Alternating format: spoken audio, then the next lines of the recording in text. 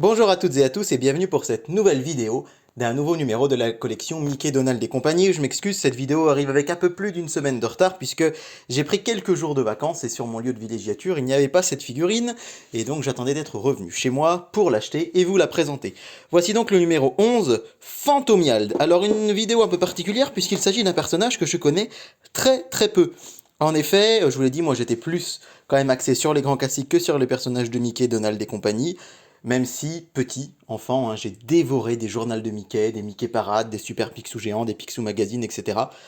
Mais c'est assez loin derrière moi et je me souviens pas très bien de Phantomiald, mais j'adore cette figurine.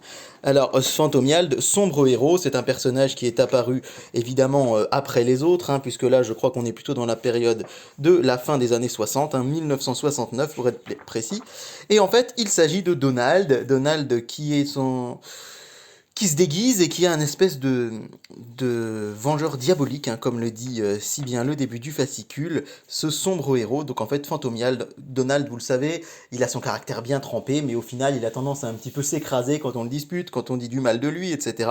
Et du coup, il va créer ce personnage, son double maléfique, qui lui va oser aller le venger et qui va oser aller s'en prendre à ceux qui lui ont fait du mal. Alors, ce qui est assez rigolo, c'est que c'est un héros 100% italien. En fait, il est inspiré des bandes dessinées italiennes et des années 60 où il y avait beaucoup de personnages comme ça, des sortes de super-héros. Et du coup, il va se mettre à parler italien, comme on le voit ici, hein. Je vous ferai l'économie de vous lire ce qu'il y a décrit, puisque je n'ai jamais fait d'italien et donc je ne voudrais pas saccager cette si jolie langue. Mais en tout cas, voilà, c'est un personnage assez rigolo.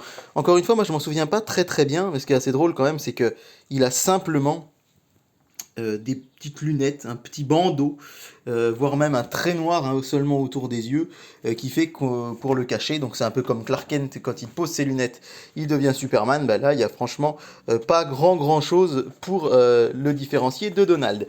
Alors, je suis quand même très content d'avoir cette figurine parce que je la trouve super bien faite, que j'adore Donald, et voilà, l'avoir en côté comme ça, un peu bad boy, un peu super-héros masqué, je trouve ça vraiment excellent.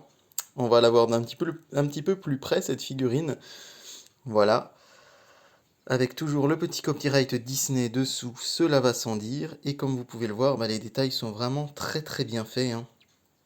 Comme toujours, on est vraiment sur du plus qualitatif que les grands classiques. Je vous l'ai déjà dit plusieurs fois ça. Mais effectivement, je pense qu'on peut dire que d'un point de vue qualité de la figurine, on est vraiment dans quelque chose de supérieur.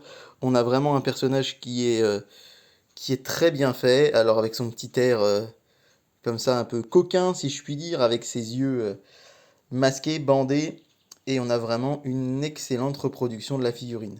Le prochain numéro, alors je me suis un peu spoilé, d'habitude je découvre avec vous, ce sera le Raptou numéro 1, car en fait il y a 3 Raptous bien sûr, et la figurine va ensemble. Et enfin les 3 figurines pardon vont ensemble, si je parle correctement français c'est quand même mieux. Et du coup je pense que je m'arrêterai là. Je pense que je m'arrêterai au 3e Raptou. J'ai regardé la liste des figurines hier qui reste à sortir, je vous l'ai dit, hein, pour moi, je préférais quand même les grands classiques, même si les figurines étaient moins bien faites, c'est un univers que je connais un tout petit peu mieux, et d'un point de vue financier et d'un point de vue place, voilà, j'ai pas la place de toutes prendre les figurines. Et donc le 3e Raptou arrive au numéro 21, donc je pense que je m'arrêterai à peu près là, hein, c'est-à-dire qu'il nous reste 10 numéros, puisque c'est le numéro 11. Et ça me paraît pas mal, hein, puisque on va avoir le second Raptou, on va avoir également bientôt une seconde figurine de Mickey. On commence déjà, hein, à tomber, on le savait qu'il y aurait plusieurs Mickey, là on a quasiment un deuxième Donald, mais on va retrouver des personnages que j'aime bien, comme Gontran Bonheur, je vous en avais parlé l'autre fois, qui devrait arriver je crois dans 2 numéros, on aura Mystique, la méchante, voilà, donc pour le moment, je me fixe cet objectif-là de continuer jusqu'au numéro 21. C'est un peu plus que ce que j'avais dit au début, je me disais, allez, une dizaine de numéros. Mais j'avoue qu'avoir les 3 Raptous, c'est quand même cool. Et entre nous, les numéros qui arrivent entre me font vraiment envie pour 90% d'entre eux. Donc voilà, il y aura Horace et Clarabelle, je vous en ai parlé dans la dernière vidéo, ils y seront tous les deux, donc ça me permettra de les avoir, moi je les aime beaucoup. Il y aura donc ce nouveau Mickey également, donc plein de bonnes choses en perspective qui arriveront.